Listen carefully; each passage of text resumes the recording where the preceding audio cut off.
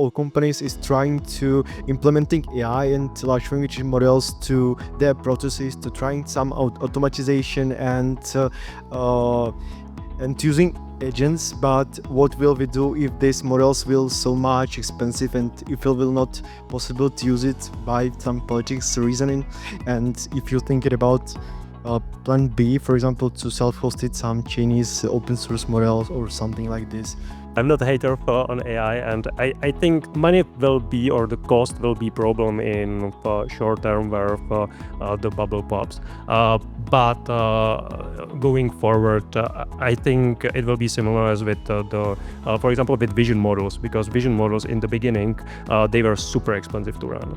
But now you can run it in your phone, and much more complex model than it was before. And it's not just about the compute; it's about also optimization of the model. So I think that this will be the same thing. I think it will be commoditized, and I think most of us will be running the models locally. Could be, yet we are of course running off out of the infrastructure and data centers, so it can also go exactly the opposite way.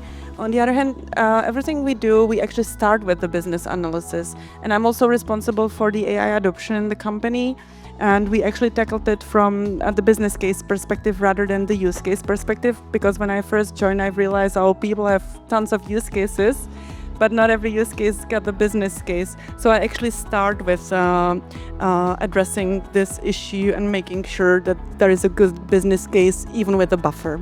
Tough question. With all of that AI adoption, with all of the productivity gains, how do you measure how actually AI is contributing? I see smiles on their faces already. Yeah, so this is something that I also is challenged with currently in my company.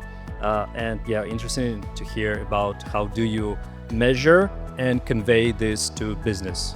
I think currently it's one of the hardest problems I am facing. Personally, I am in a situation where I cannot properly quantify if the cost of the investment makes sense in most of the cases. And if I am not able to quantify it, then I'm definitely not able to properly convince my leadership towards one side or the other. So what we're currently doing is that we're experimenting with 3 different ways to quantify things. We are doing technically A/B testing internally with different teams to figure out what's the best way we can extrapolate. But currently, my best response to this is sincerely, poorly. Just wait when the hype is over and the CFOs will come for your projects, you know.